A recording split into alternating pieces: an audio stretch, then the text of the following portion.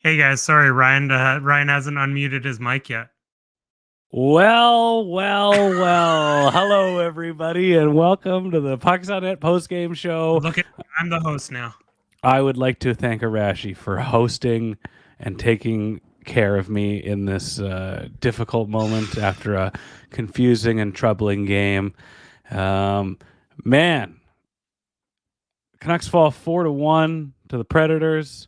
This series goes to Smashville tied at 1, and one of the most confusing games and a game that I would say a lot of people entered in with some of the most strange of vibes, and it played out in a very unique way. Arash, how are you doing? That was by far the weirdest, strangest. Have no idea how. I don't know how that was a game of hockey, but I mean, it's weird. I just don't know. I don't know where to start because this was such an odd game by the Vancouver Canucks in that we watched the first two periods together. We can start on the PD thing. We can start on Casey DeSmith. Um, I feel like 9 out of 10 times this game is played again, it doesn't go Nashville's way. Mm-hmm. This technically should be a tie game. Elias Pettersson had two incredibly wide open nets. One hits the side of the net. The first one, he decides to do a saucer pass over to a player covered by two Nashville defenders, and that's okay. He's Elias Pettersson. He probably knows better than us, but again, that's whatever. Um, I mean, like, at one point, I do want to blame everyone. At another point, I feel like, man, this is just one of those games where you're just not gonna like you're not gonna see it ever again. You bet. I Just better because not. just because most of the Nashville Predators probably are going to be in ice baths for like 4 days.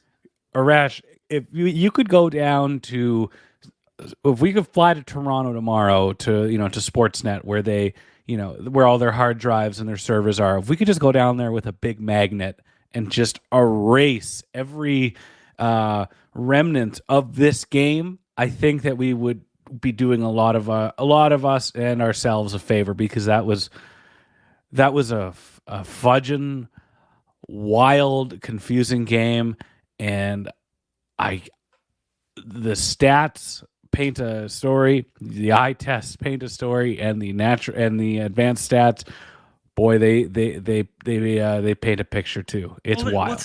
we don't even have to go into the advanced stats, guys. Like, let's just go into the box scores. So shots are 16-18 by in favor of the Canucks. Understand, this is not like shots attempted is close. I think it was like closer to like in the 70s to the 28s to Nashville's to the Canucks' favor. Again, faceoffs 58% to 42 for the Canucks. No one scores on the power play. Four power plays given to each team. Even on penalty minutes, Canucks out hit 47 to 30.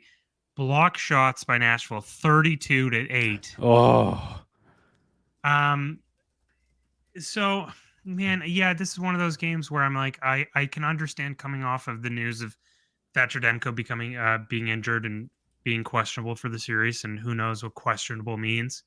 And then the late minute scratch of Tyler Myers, and we don't know how that is gonna affect kind of the team moving forward. And we saw Noah Juleson take some Tyler Myers penalties tonight, so mm-hmm. pretty hand in glove there. Um, I don't know. I feel though this is not a game. I know a lot of people, SoCal Connect talks about just a rough game all around, dust it off, and come out flying in game three. Um, this I think two things happen in this game of note. One is, as much as you want to talk about how this was like the National Predators blocked a lot of shots, yada yada yada. You need some saves when you get 13 shots. You need saves. I'm sorry. Casey DeSmith. This is the one thing, and Ryan, this is something I've harped on with Casey DeSmith, is his east-west movement. He's very aggressive, Oh yeah. and this has led to second chance opportunities for that lead to Casey Smith. He's already out in the ocean.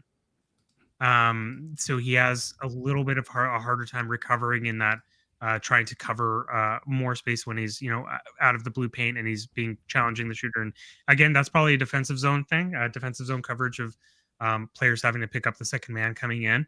But again, like if you're going to make those recovery saves, that's kind of what you have to adjust for. That also being said, this game screamed for Elias Pettersson. This game screamed for a superstar. It was begging for a superstar. Hell, I would even argue that this game gave the chances to Elias Pettersson to be that superstar. Multiple. And, what do you do? Yeah. What do the hockey gods do to get a guy off the schneid to bump a slump and to build a guy some confidence? He has. You give him an empty net. Yeah, but you give him an empty net. But at the same time, he has the yips. But it's the same discussion we had last post game, Ryan. This is not a $5 million player that has the yips. This is a man who next season is going to make $11.5 million starting next season for 8 years. The man, the icon, the franchise, two-time WWBC champion. As John Bradshaw Layfield once famously said about Sting. Yeah. That's the thing. Like you can't have games like this. You can't miss open nets like that. If you want to be that guy, if you want to be paid to be that guy, I don't think it happens again. Like I think if he gets those chances again, he'll score on them. And he's not the only person who missed, wide open, very good chances. Pia Suter has missed a few.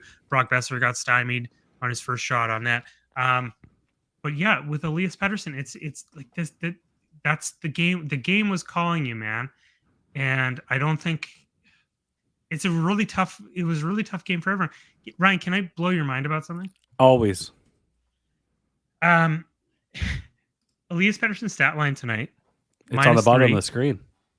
-3. Yeah. 3 hits. 20 minutes 20 minutes played. 0 shots on goal.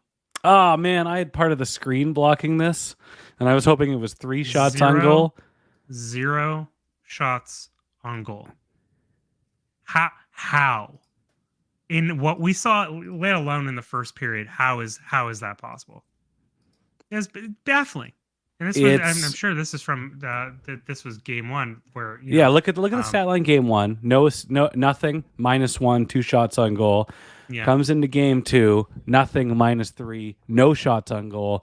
Plays more, better in the faceoffs, but it was some of the wildest decision making I've seen in a long time. He hit the side of the net. Okay, you grip your stick too much, and it goes wide. Okay, fine, I can understand that. Before that, wide open from Quinn Hughes. Quinn Hughes threads the needle. The Predators did such a good job all game getting in scoring lanes, cutting, preventing those passes from getting through. They clogged the shit up out of their in their defensive zone. Somehow Quinn Hughes gets one right to who else would you want to blast that one-timer? Gives it to Elias Pettersson. He feeds a saucer pass and somehow gets it through all of the sticks. So I'm baffled at these two things. Then it cuts to an opportunity later in the game where it's time to buckle down. It's in the third period, and there's some momentum going, and Elias Pettersson is way up at the blue line looking for a one-timer, and there's a famous Danny Heatley shit post. Oh my god, that's one of my favorite. That's one of my favorite shit posts of Danny. Where he's looking for a one-timer down by the hash marks. He's on the half boards, he's literally hugging the half boards on a 85-degree angle, and he's just like, give me the 1T. Yeah, I need the 1T. That was my first thought with him up so far up with 2 other guys on the blue line. I'm like, what are you doing up there? What are you looking to accomplish? Listen, the shot attempts were 82 to 26, and I just one thing that pops into my head is that okay, Nashville wins that game at what cost? At what cost of how you block 30 shots? Yeah. And after a while, you're going to have bruises. Yeah, hell, you got the win. But you're going to have bruises. You're going to be banged up. And now going into Nashville, we'll see what happens. I think, again, with goaltending, I think they go to KC again. We'll see how he does. If he has another game where, he's three goals on 16 shots, maybe they go to Archer-Silovs. But this is just one of the wildest games on two instances where I'm not going to be angry at the Nashville Predators for playing, such a defensive stymieing game Yeah, where sure. they really put their bodies on the line and they blocked a lot of shots. I'm also going to be incredibly frustrated at the fact that, like, yeah, this is game two. And the game, the hockey gods were like, here, just you take it.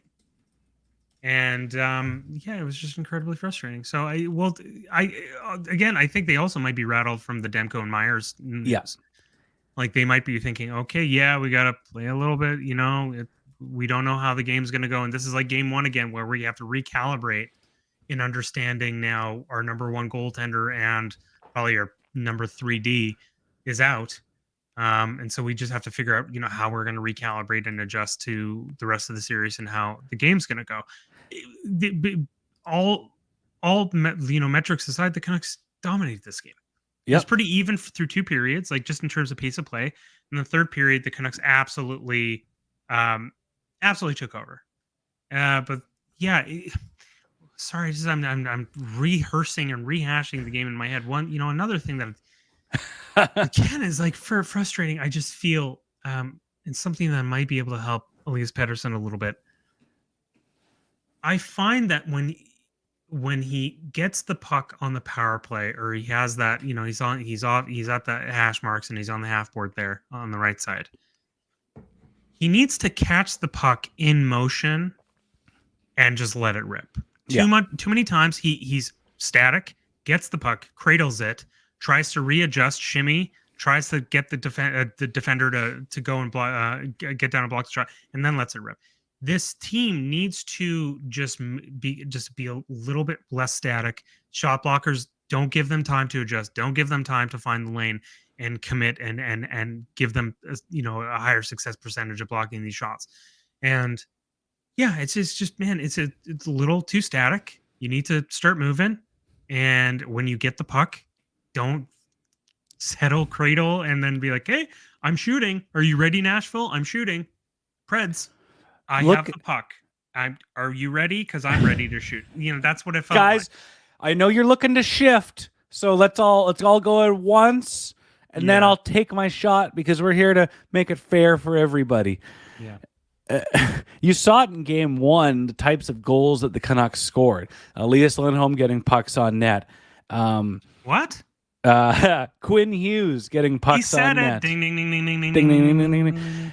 You saw Quinn Hughes getting pucks on net and going to Pius Suter. And then you saw Connor Garland, after Elias Lindholm's fantastic forecheck, hard, fast shot into the slot, and Dakota Joshua got that goal. Mm-hmm. I did not see any of that urgency tonight, and it kind of makes me wonder about how this team entered game two compared to how they entered game one. Before we go any further, I just want to say that if you're watching on YouTube or Twitter or Facebook, we're seeing all your comments in the chat, and we are thanking you very much. Smash a like on this video. Subscribe to these channels if you haven't yet, and we will be taking calls a little bit later after we do our game recap. So if you want to get involved in the show and share your thoughts, not just in the chat, we want to hear from you. We're going to put a link soon. And also, if you don't want to appear live, and that's fine, or you don't want to turn your camera, leave a voicemail on the Pucks on Net Sauce line. Phone number is on the screen, 604-283-9469. We will, nice indeed. We will be here as long as people want to call in. So we encourage calls, and we will get to them in just a little bit. I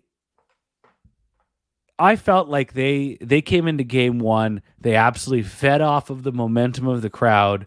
They fed off of the first playoff game. We're all here. We're all feeling this. We're all together. We're all Canucks. Yeah.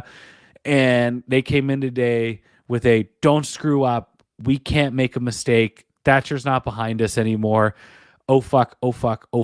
And let's soon as embarrass ourselves in front of Ryan Kessler and his sons. And Riker Kessler is here. We can't say anything dumb. He won the Little Caesars under 15. Guy's a superstar.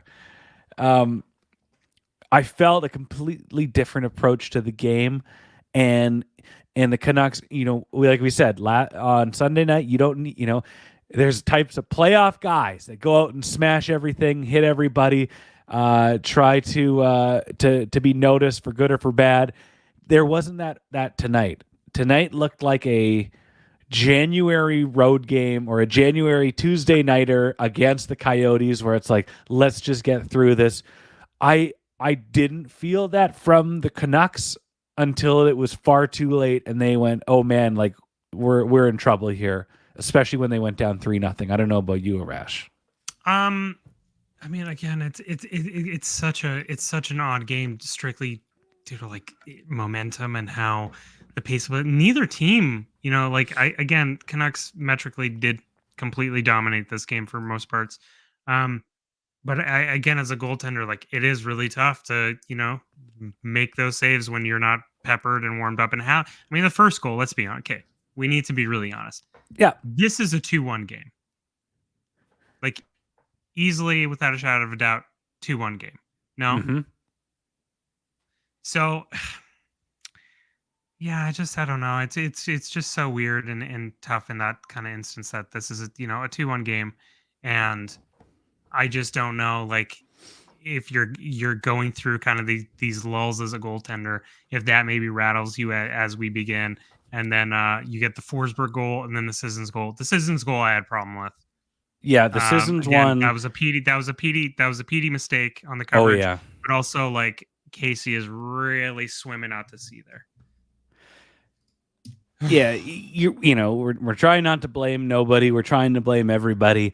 That was a seeing eye trick shot, early on. Happened in the worst possible time. Fine. You understand that. You try to roll with it. But what followed was just a confusing, stressed out effort to try and I never got a sense of urgency. I didn't get a sense that they were, like, let's get it back as soon as possible. Like, they went on countless power plays, one after another. And I just did not feel, watching this team tonight, I felt like they didn't think that they could win this game. They did not believe in themselves until it was 3-1. As soon as Nikita Zadorov came out, I didn't see any hope in them. I don't know. I don't know if it was that they couldn't believe that they could win. I just felt like they collectively they were really in their heads about certain things. I've just never seen a more unlucky Canucks game in my life. Luck was that was insane. I'm sorry. That's just absolutely insane that they do. This is a 4-1 game with an empty net. Yeah. The first goal, the first goal, that's the deflection, kind of really sets the tone for everyone. That this is going to be a weird game. Buckle up. And then PD misses. The PD has a saucer. PD misses the other empty net. He's laughing. His head's in the sky, being like, "How the hell did I not finish that?" I'm gonna Arash. I want to show that, and I'm gonna see if we get in trouble showing this. I don't think we're gonna get in trouble. I don't think Sportsnet's gonna come after us. And if they do, let's watch this PD one. Quick puck movement, and the goaltender's not even in the net. And Pettersson knows it. I just said one more time. Quick puck movement, and the goaltender's not even in the net. And Pettersson knows it.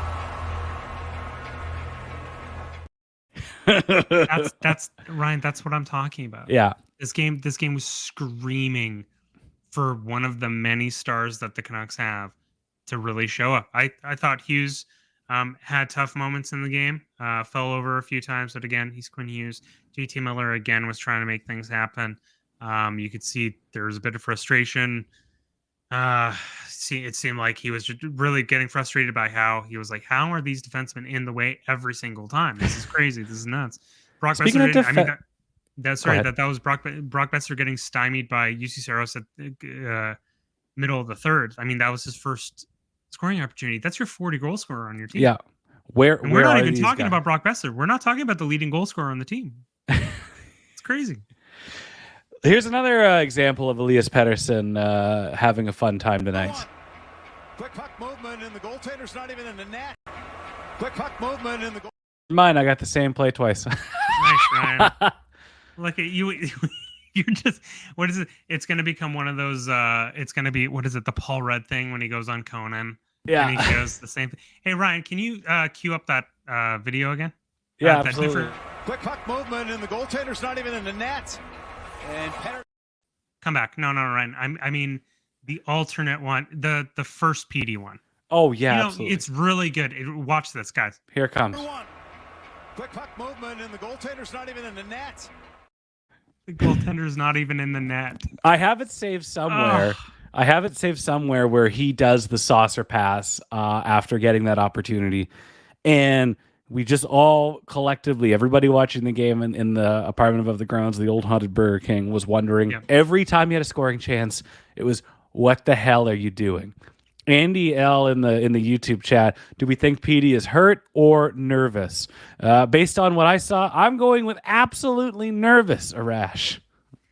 I don't. Again, this is playoff time, so if people are nursing injuries, you're never going to hear about it, especially 2 weeks going into the playoffs.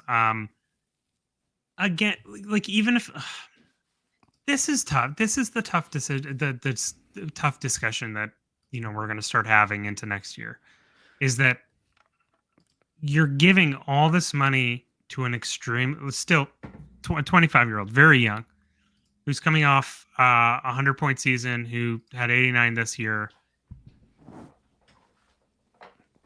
Regardless of if he's injured, regardless if he's nervous, whatever it is, you're being paid that much money. Like, that's what comes with it. So you can't, like, again, this isn't I'm trying to think of this isn't like P.A. Parento on the New York Islanders, being like, oh man, he has to bury this. Well, he's also being paid like $1.75 million. So maybe, you get what you get. Like, you go to Dollarama and you get one of those Betty Crocker mashed potato thingies, and it breaks off in the second time. Pal, you're not getting a Swiss mashed potato thing. What do you expect? But yeah, I don't know how that reference happened, but you know what I mean. It's just, whatever it is, figure it out. Yeah, figure it out, and you think a guy making 11 million can know how to turn it on and block it out. Come the big games. Here's a hot take. This is a hot take for you. In fact, I'm going to turn it into a sauce it or toss it. And if you're watching live on one of these streams, I would like to see comments of sauce it or toss it. And since I said that, sauce it or toss it. Sauce it. Every time you hit that button, you love it. Sauce it or toss it, Arash and the chat. Game 2 is what game 1 would have looked like if the 12 seconds didn't happen and they didn't have Thatcher Demko.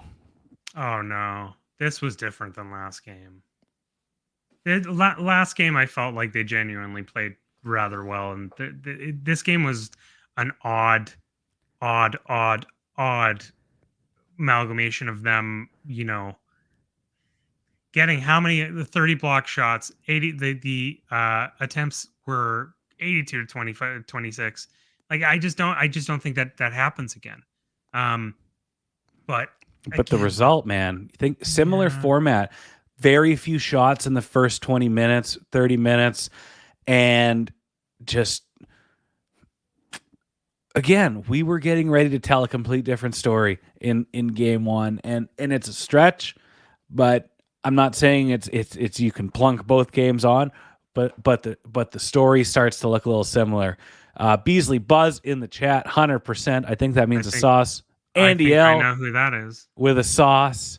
And SoCal Canucks 85 with a big toss there with a rash on us. California. I'm just saying, only one of us in this chat have been to Coachella for 2 weeks. Oh man, they're all coming in to side with a rash. No, it's okay. It's okay. Sam side from with East the person Van. who's actually fucking cool, and that's Lindsay. Yeah, I don't know, man. I'm thinking about Elias Pettersson, and I'm like, okay, well, just be the guy. Like, we went through a year of you saying you wanted to hold the leverage. You got it. You got the bag. Now be the guy. Let's talk about what this means for game 3. Ryan, we haven't even spoken about Demko yet. Like, this is what's to talk about, man. Okay, this is here's the thing with Demko, and I'm gonna make this very clear for everyone. I know a lot of people are nervous, and I know a lot of people are upset. Vibes were very low at work today for everybody. Vibes were very low everywhere, and people are like, "Oh my god." I told Ryan on the couch, "This is not the 2007 Canucks, and this is not the Canucks going into round one with Luongo, and they're going into round two against the Ducks, and then Sabrin's coming in net. This is, for all intents and purposes, an incredibly good team that had their number one goaltender injured. Casey DeSmith, for all of his issues that he's had this year, for all of his professional career outside of this 1 year, has had a 900 save percentage. He has a career save percentage of 909. Now, if the Canucks lose to Nashville without Demko, then it's not because of Casey DeSmith. It's strictly due to the fact that they weren't going to do anything in round two anyway. Like, if you needed Thatcher Demko to beat Nashville, this wasn't the team that you thought it was. Now, are they capable of beating Nashville? Absolutely. In my estimation, with both DeSmith or Seelovs. And you know how much I believe in Artur Seelovs. I think this kid plays much more than me. Yeah, well, we went to that Arizona game, and I was like, "Fuck! Oh, this is not doing so hot for my Artur. Damn it!" And if getting into round two and Demko's not back, then that's when you get worried. Then that's when this dread that's happening needs to be applied. One thing great I learned from my therapist, and I'm sure everyone that's went to like the first 2 hours of therapy is going to know this, is that when you ruminate and you go through all the bad stuff in your head before it's actually happened to you, why do that? Why do that? Live in reality, and when the bad thing actually happens, when you realize it's round two and it's Edmonton and you have Casey in net and Tyler Myers is out and they brought up Jet Wu to be paired with Quinn Hughes, then hey guys, we gotta then the Canucks are gonna do what the Predators did tonight, and then we can all have this worry and this worriment. I think the Canucks are still in the driver's seat here. I think they'll be fine. I don't think this game happens again, and if it does, then I fully expect 3 to 4 of the Nashville D-core to be on IR for Game 4 if this happens again. Like that, it's not sustainable. You can't keep doing that, Dakota Joshua Truther in the chat on Twitter. There's a level of calmness that Demko brings with him, an intangible for the team, and you've seen it in any time this team or any NHL team has an elite goalie. When it's in front of you, when they're behind you, and you know that if you fudge something up, if you make a mistake, and Elias Pettersson makes a mistake at his own blue line, and the puck goes back the other way, you know that elite goalie is going to bail you out, and they did bail him out, and they bailed him out, and he stopped Anthony Beauvillier in Game 1. Couldn't stop Anthony Beauvillier in Game 2 though, which is that's funny. Yeah, Tito Puente. Rick Taka talking about actually just bringing up about Tyler Myers. He has the flu. He's very sick. Yeah, he has the flu. That's great. That's fantastic. The flu. Let's be real. It's definitely, he probably got COVID, and they just call COVID the flu now, which fucking but yeah, so he has the flu. He's really sick. We'll see how he feels in a couple days. Thank God they have what is it, 2 days off until Friday? Yeah. So they have 2 days off, Rash. We have 2 days off. We have 2 days off. Oh my God, Ryan, I can't wait for us not to speak to each other for 2 days. That's going to be great. A trial divorce. Oh man. But yeah, no. So basically, yeah, I just don't think this game happens again. Ryan, can you think of like another let alone playoff game, like a Canucks game like this year? There was a couple. It happens from time to time, but like Jesus Christ. There was a couple of dumb games this year where just things absolutely collapsed and just fell apart.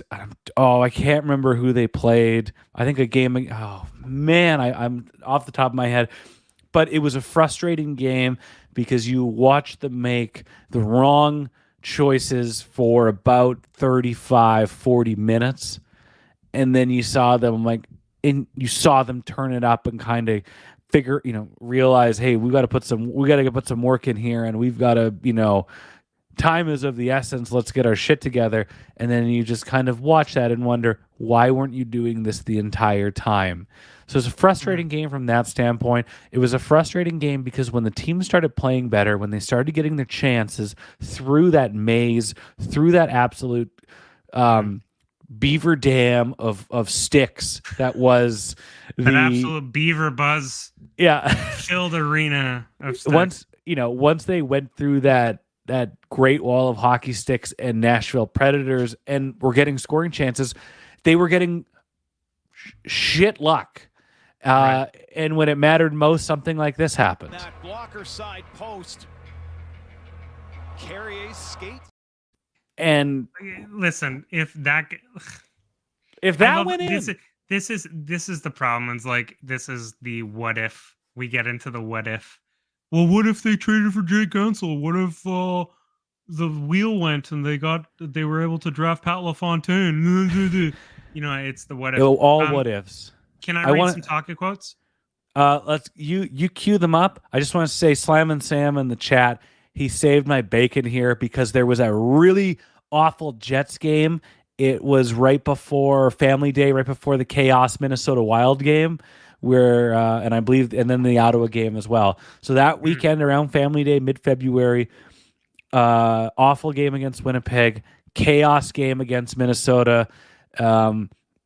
This kind of reminds me of the chaos game against Minnesota if goals didn't go in, of just like, what is happening?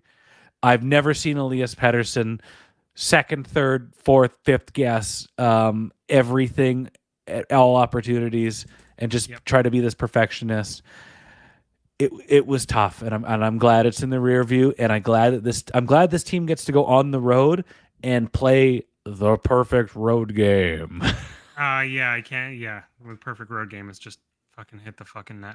I'm gonna read a couple of things, so just bear with me for a second, guys, because this is gonna be great. Imagine Arash is bald because he's Rick Tocchet. Oh, okay, well, not with this Persian hair. There's no way. I'm sorry. Wait. Just for people on chat, just so you know, you see this? See this? This is my mother's hair. 1992 Rick Tocchet. Oh, you look great. This is my mother's hair. Look at that, guys. It's so great. I'm gonna put it down just for people who want a little bit more spicy stuff. I'm gonna read some stuff out to you. Joey Kenward's corner. Hey Joey, hope you honestly shout out to Joey Kenward. Hope you're doing well. Find a good fight. Hell yeah. He's tweeting fucking sick ass shit like this. Ryan, tidbits from the Canucks and Preds game 2. Vancouver shot attempts 84, a new team playoff record. Previous was 78, May 24th, 2011. Versus San Jose. Vancouver missed shots 31, new team playoff record. Previous was 25, 2007 versus Dallas. And Vancouver hits 47, ties team playoff record, June 2011 against Boston. That going, I'm going to get into some Taka quotes for you guys right now. You cue them up. Cue them up. I'm going, pal. No, I just want to say, I want to bring in some stats too. This comes from our shadow producer, Big Mike. Keys to the game, 0 for on the power play. Block shots were 32-7 for Smashville. He had shot attempts 81-30, but I think it could be up to 84. Dem and DeSmith overcommitting is shadow producers Big Mike's keys to the game, equaling a game 2 loss, and I couldn't agree with all of those. Yeah, it was again like really hyper aggressive, but he can't. I don't think he has the lateral movement or the athleticism that someone like Sealaws might have. Yeah, weird. Yeah. Pretty much. Ryan, can I get into these Taka quotes? Rocket, baby, rocket. All right. Courtesy of our friend Brendan Batchelor. We love Brendan on the show. I don't know if you know. He's pretty much the 4th member of this show. We tried to get him on. We tried to get him to quit his job, but for whatever reason, he loves having health benefits. Brendan Batchelor. Rick Tocchet. PD's a young kid. This is his first taste of pressure. This is good for him. He's got to learn. He's got to dust himself off and be ready for game 3. Give Nashville credit. They hung in there. They blocked a lot of shots, and they scored when they had to score. When we go north, that's when you get teams in trouble. We were reluctant. I don't know if we thought it was going to be easy because we had all that possession time. I thought we were reluctant to shoot the puck in the first period. There's a couple things that we can do when teams front. We've got to work on it in practice, and we got to show these guys again that you got to trust it. We had 3 chances where there was an empty net. If you score there, then the power play is great. We knew this was going to be a tough series. We have a couple days off to regroup and get her going. And last but not least, anytime you score a goal in the playoffs, or no, that's Anthony Bolivier. We don't win. Boo. Oh, Tito. Yeah, that's pretty much it. So basically, they're just going to reload and figure it out. I hope. Let's talk about the reload. Game 3. Also, Rick Tocchet coming out saying Thatcher Demko is week to week, which that's a kick in the gut right there. That is a. No, what is week to week? So this playoff series goes 2 weeks. Who knows? If it goes, we don't know what it is. I mean the reports we heard today trickling in were some sort of new aggravated knee injury to the same knee that he had a previous injury for. You're playing Los Angeles in round 2. It's a sure bet. They got to get to round 2. They're doing the Muhammad Ali thing, pal. They're rope-a-doping the Oilers. The Oilers think they're George Foreman in the jungle. They're going boom boom. I'm giving you some grills. Boom boom. And then Muhammad Ali's like, and if you don't know, Pierre-Luc Dubois is Muhammad Ali in this. he better be. He better be for that $8.5 million. If we're, could you imagine if Pierre-Luc Dubois was in this market with that contract? Oh my! Who do we hate more, Pierre-Luc Dubois or Ken Sim? We really who's public enemy number 1 in the city? I don't know. I like what I'm hearing in the chat. Slam and Sam Tocchett's tone indicates minimum 2 weeks. Andy, it's code for if this goes to round 2, maybe it's doable. I'm hoping for round 2. I don't want to get too hell bent on this game.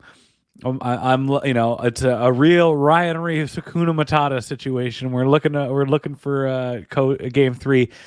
Goldfish, baby, just goldfish it.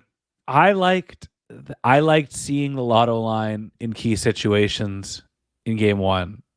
I didn't see them once tonight in game 2. I didn't. Oh, wait. You mean like you didn't see them together, or did you not notice them? Because did they play together? They did. Yeah, they had a couple shifts in the third where they started off offensive zone as the lotto line. And yeah, the same applies. I didn't notice any production from them. Yeah, because you're trying to walk yourself off the cliff, pal. I've been there. I get it. Everyone's there. They were there this morning when Rick Dollywall decided to ruin everyone's fucking day. 10:30. I was saying this, everybody in this town, every Canucks fan woke up on the right side of the bed today. Sun was shining, pollen was low, allergies weren't too bad. Spring in our step. So much Pucks on Net content to listen to, and I'm having a great time. And then I got Donnie and Dolly on at work on a tab in a hidden browser maybe, and that tweet comes out. And I went into a tunnel vision of just like, I don't hear, I just, I had the headphones on. I'm like, I don't care what they're talking about. I don't hear anything. All I'm just thinking is Demko. Friggin' Rick, says Dakota Joshua, truther. 4:30 start in Smashville, Friday night game. And it's going to be DeSmith. We're not smashing the Seeloff's glass yet, are we? I don't know, Ryan. You tell me. Like any great manipulator in a relationship. I don't know, Ryan. You tell me. What are you thinking? I think Demko's got to make. I think DeSmith's got to make that first save if he wants any semblance of a leash on in game 3. Okay. Well, we need to give him a little bit of slack. I mean, that isn't technically a great first shot.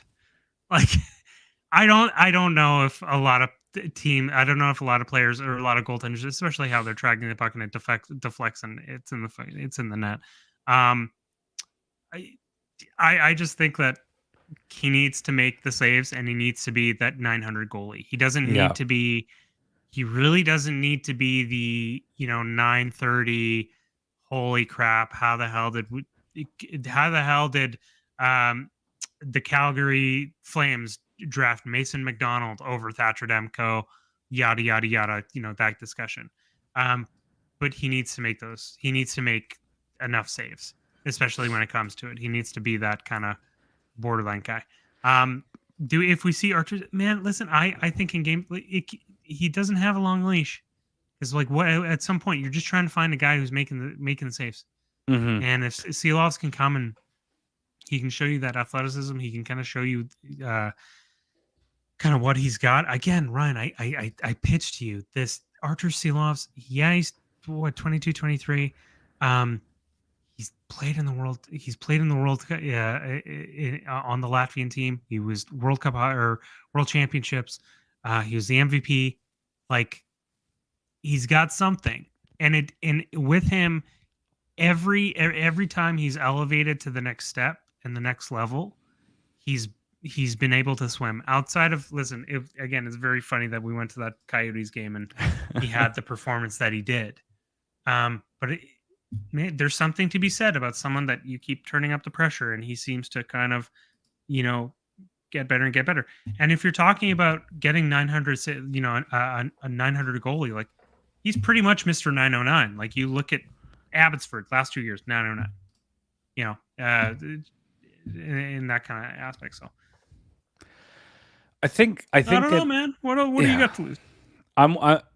You think Elias Pettersson, he's going to come into Smashville. He's going to see them beating up that green and blue beater car in the front little plaza of the Bridgestone Arena. That Pontiac.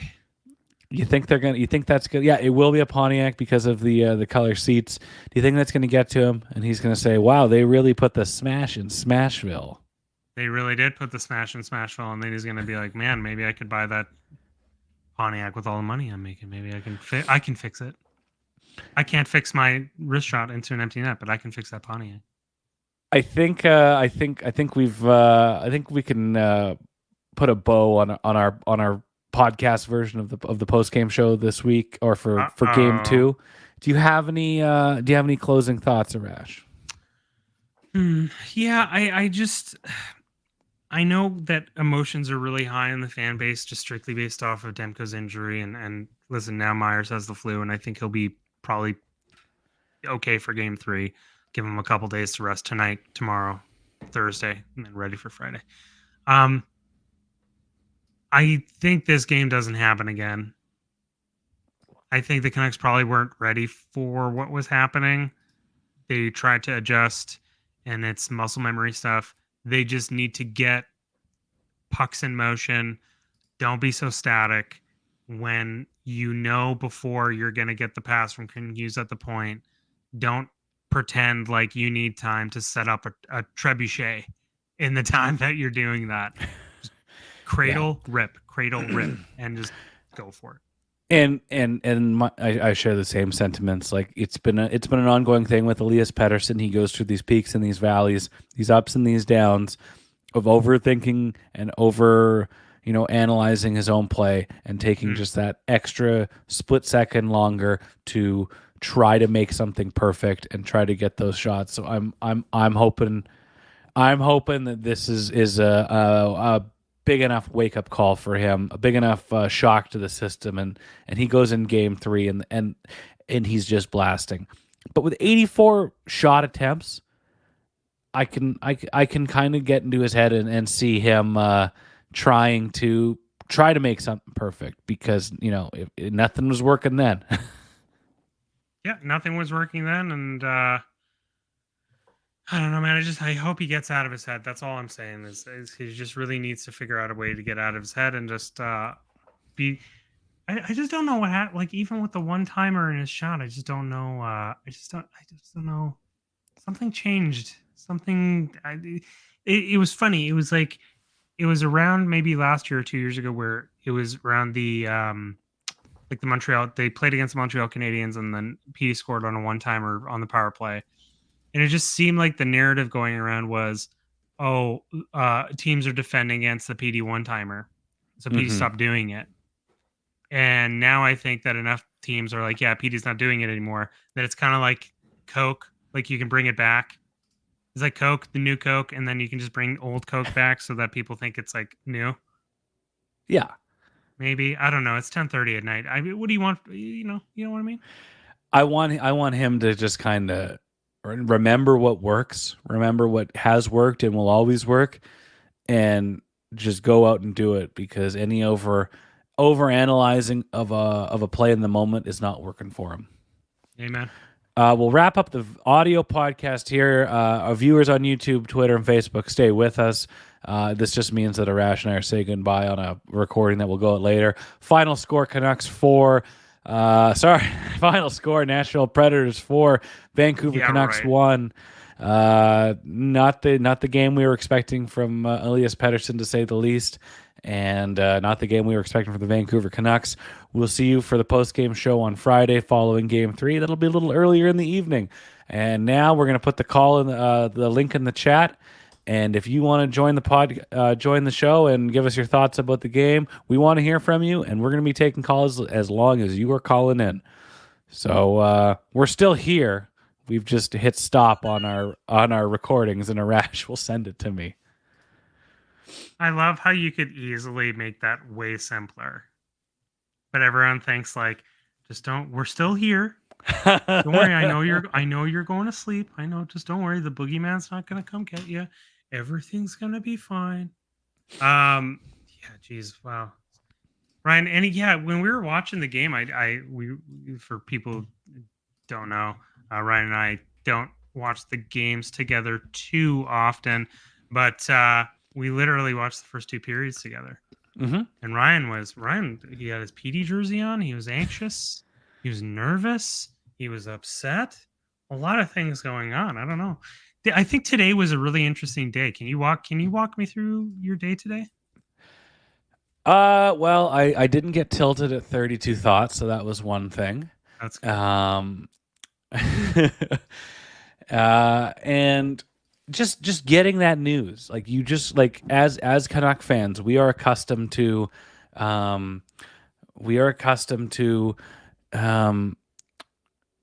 we can't have nice things for too long. And Mm-hmm. as great as Sunday went and as perfect as that went, you're like, the shoe's not gonna, you go back to that Canuck fan negativity or just kind of dread. And for it to happen like that as you're kind of gearing up for, they could take a 2-game, if they just, if that 15-second burst of offense happens a little sooner and, they're just leaning on Demko, everything's going to be just fine. And to have that kind of taken away from you, and then Casey DeSmith to come in and, enter the fold, it's a little, it kind of stinks a bit. Andy, I see devices not connected. I'm going to kick you from the studio. Give it a try again, because it was saying unconnected or not connected for a little bit.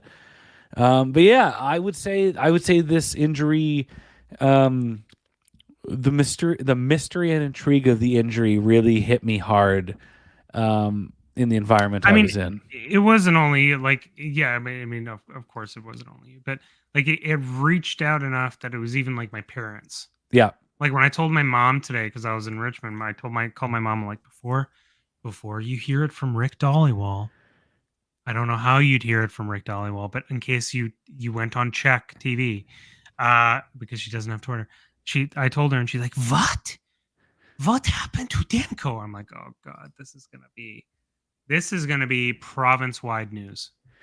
Let's go to the phone line here. Andy, he's cooking with, what does that say? Cooking with the phone on. So, Andy, how are you doing tonight? Not bad. I'm gonna say apparently I'm hoping I don't have the Tyler Myers cold, because I definitely woke up and felt kind of crap. Mm-hmm. And didn't go to work, and I'm like, well, there's ever a time for me to empathize with Tyler Myers and everyone in his family at home, just kind of going. Andy, did you get Chaos Giraffe sick? Andy, Considering how I haven't run into a 6'9" chaos giraffe over the past 2 days, I'm going to say no. okay. But you know, when your kid tells you he's been to the moon and back, you're like, oh, I'll believe anything at least once. Anyhow, Are you sure? Yeah. I'm gonna provide the weirdest kind of dad take that it feels relevant. And the thing I'll say is, having watched my son kind of, you know, go through ups and downs and highs and lows and tantrums over the big things and small things and everything in between, I feel a strange kind of zenness about this team now and the entire kind of sports as a whole. And I think the only thing I think I'll switch to, instead of even just I hope everyone has fun, is I'll say I hope the kiddos, you know, the stars and the role players kind of all figure it out for themselves. And if they figure it out before the playoffs are over, then great. And if they don't, then I guess that's the end of that run. And I'm pretty sure it's just me sort of acknowledging that, you know, whatever will happen. And the best we can do as a collective fan base is to kind of cheer when they do well and support them if they do poorly, and tell them if they're making boneheaded decisions. So you are also. We'll tell them when they're making bonehead decisions, pal. I mean, we were here for Jim Benning for almost an entire decade of Jim Benning trying his best to figure out how a calculator works. Andy, you I see you are adopting the Ryan Reeves Hakuna Matata approach, which they are taking on in Toronto. Would you say that is would you say that's accurate?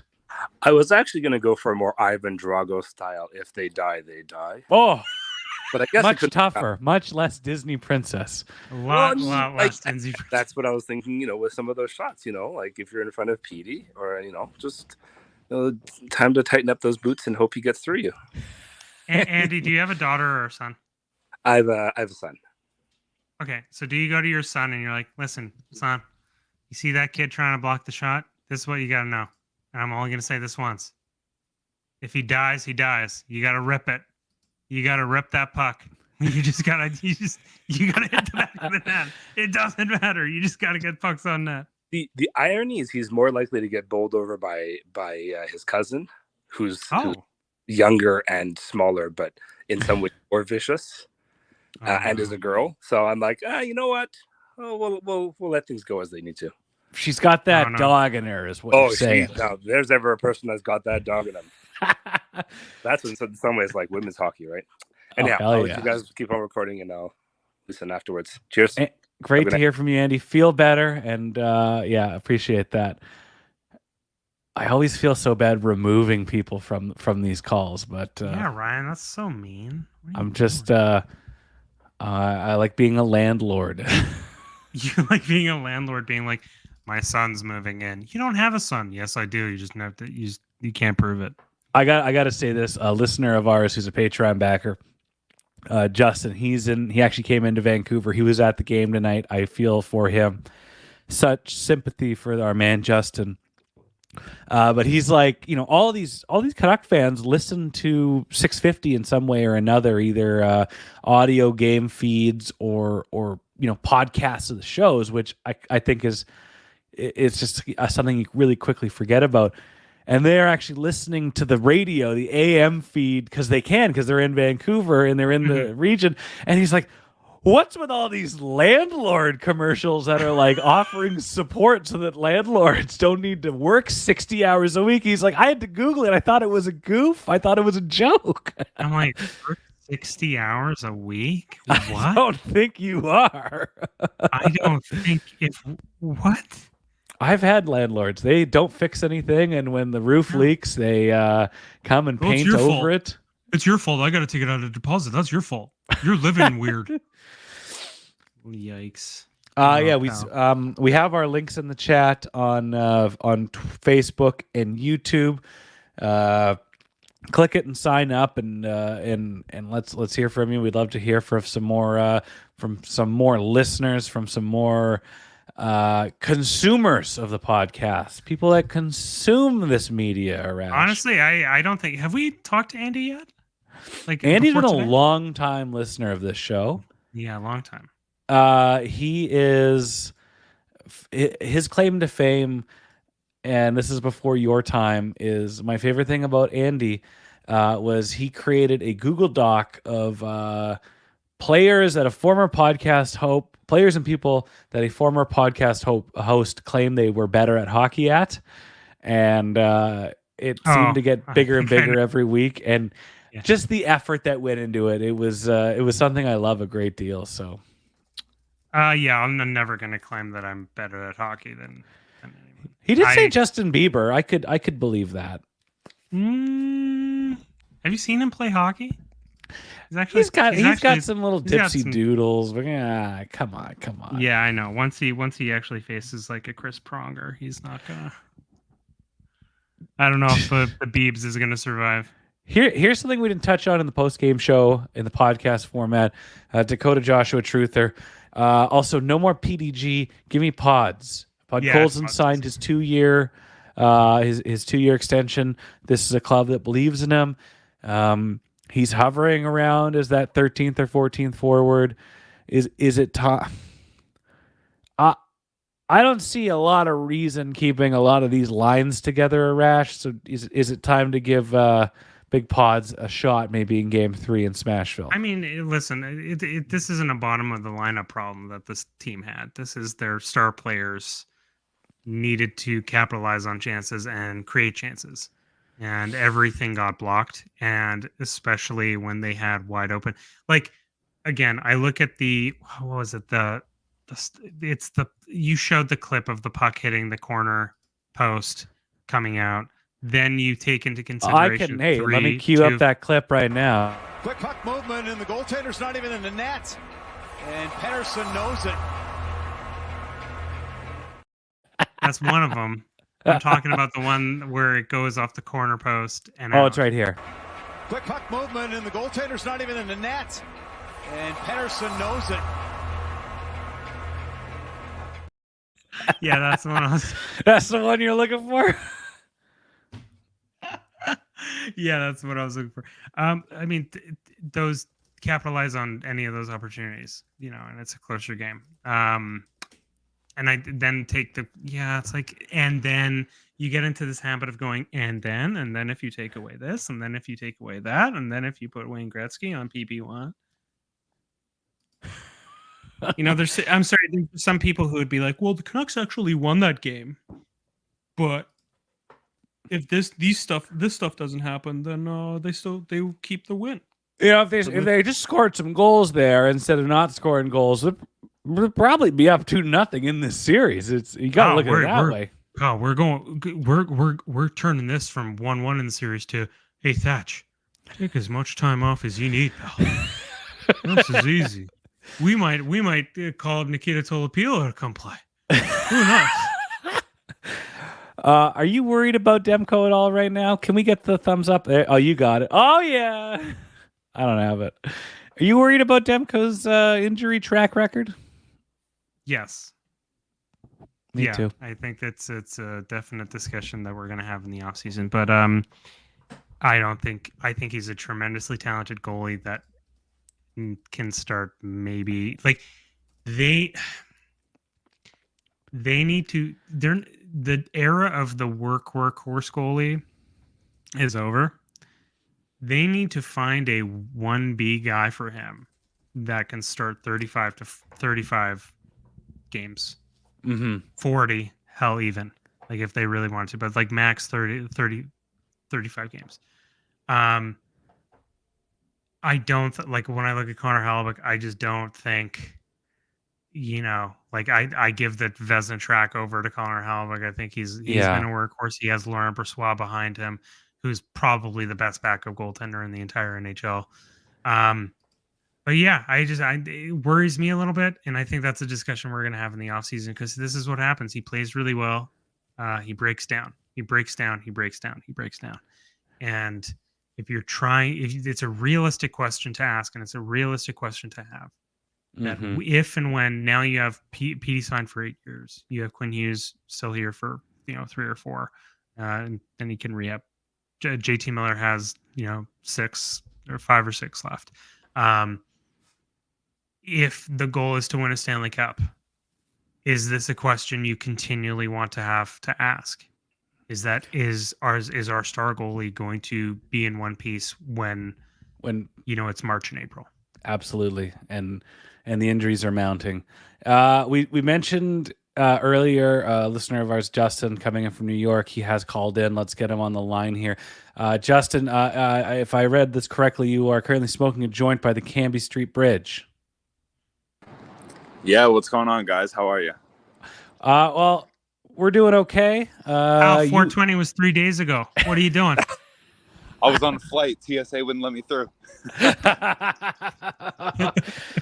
You were at the game tonight. How were you feeling going into it? How are you feeling after the game? What was the experience like for you tonight? Listen, I mean, I was super excited. Rogers Arena, it was bumping just like game one. I knew that going in at pregame at the Pint, as per y'all's recommendation. Hell yeah. After the game, everybody was still jacked up. It was awesome to listen to. It was awesome to be part of. I didn't listen to what you guys have said previously, but I mean, the biggest thing to me is getting shots through. I mean, the amount of block shots that they've had the past couple games, it's ridiculous. So yeah, I don't know. How are you reacting to some of the things Elias Pettersson was doing during the game tonight? Because at home it was quite loud and it was quite vocal. I can't imagine how I don't want to say passionate, but maybe how pissed off some of the fans were around you when he was taking a little bit too long to grip it and rip it. Well, listen, I had a few high schoolers around me, and they were saying words I didn't even know what they meant. And as an avid PD supporter, I just have to say, oh Jesus, F350 is loud. Oh my God! But welcome to Alberta. Says hello. On Long Island we got MAGA trucks. It's fine. But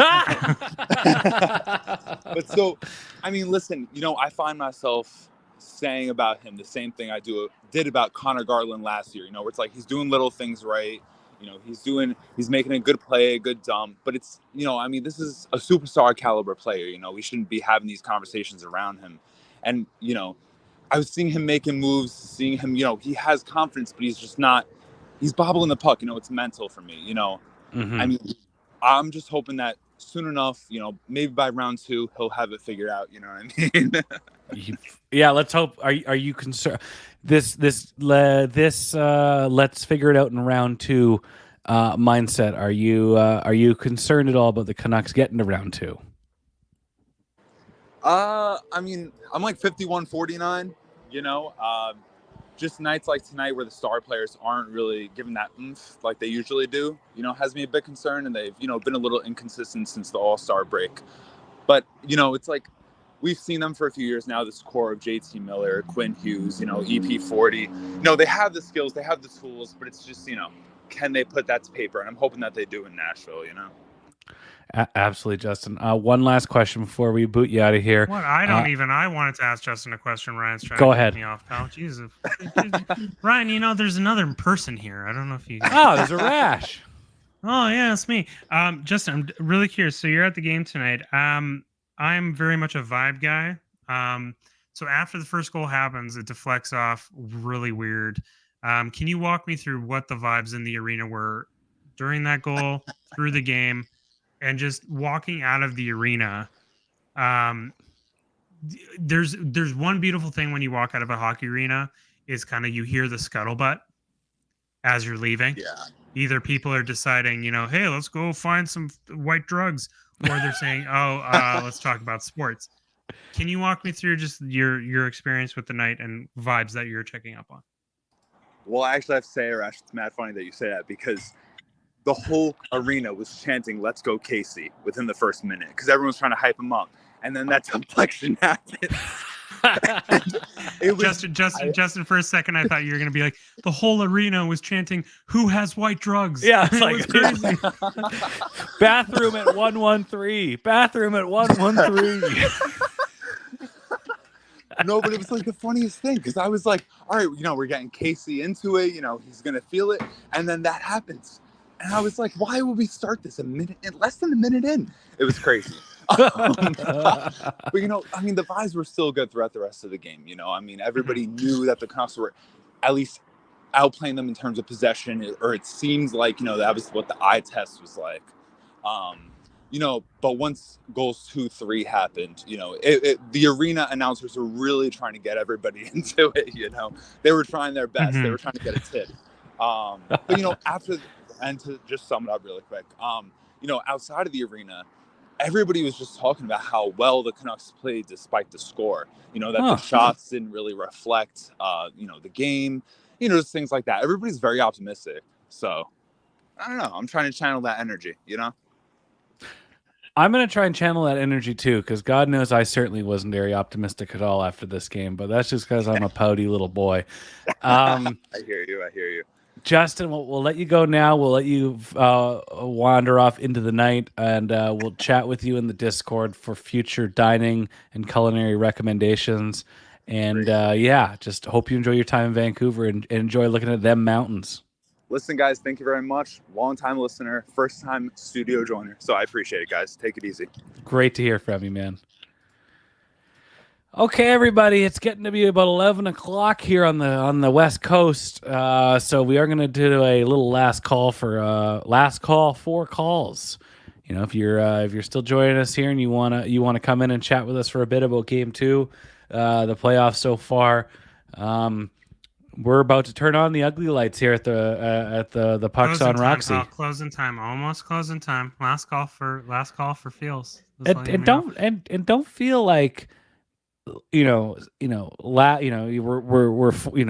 gonna stomach oh man, another call. We got to stick around. We're best for last.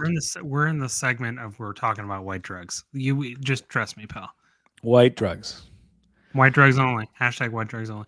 Ryan, I gotta say this in the group chat. Lindsay was watching. I never want to see that PD clip again. You're right. So let me get rid of it. Wait. Which one? I think it's this one. Quick puck movement, and the goaltender's not even in the net. And Pettersson knows it. I don't ever want to. That's a new one. That's a new one, Arash. Do me a favor, Ryan. Do me a favor. Can you click? I'm sorry, guys. This is just technical stuff. Can you right click and then just drag it to trash? Just click on track. Hang on. Okay. Good. Okay. There's the dots. Yeah, and then just Quick puck movement, and the goaltender's not even in the net. And Pettersson knows it. This is such a good bit. Madly, deeply. What a time to be alive. Yeah, it's been a busy three solid days of podcasting and recording with you, Arash, and I can't tell you how much I've enjoyed this. Please hang on, please God, please end the pain. You're right. Let me delete it. Where did it go? Finish it. I got it. Quick puck movement, and the goaltender's not even in the net. And Pettersson knows it. I love that. What kills me now about that clip is the Kill Bill riff. Dun, dun, dun. Arash, it was. It's been 3 days through straight days. I can't wait for us to have a vacation. Yeah, vacation and a little sleep. These have been some long days for me for sure, and yourself. And so I just want to say it has been a lot of fun. We will be getting back into this bastard on Friday after work, and I hope everybody enjoyed themselves. I hope everybody stays positive. I am not going to play that clip one more time, but I will say goodnight to Arash and his United States of America fireworks, and I'll say goodnight on myself. We have a regular podcast last night that went out, so there's three podcasts in your feed by the time it's Wednesday morning. So catch up, stay in touch, and take it easy.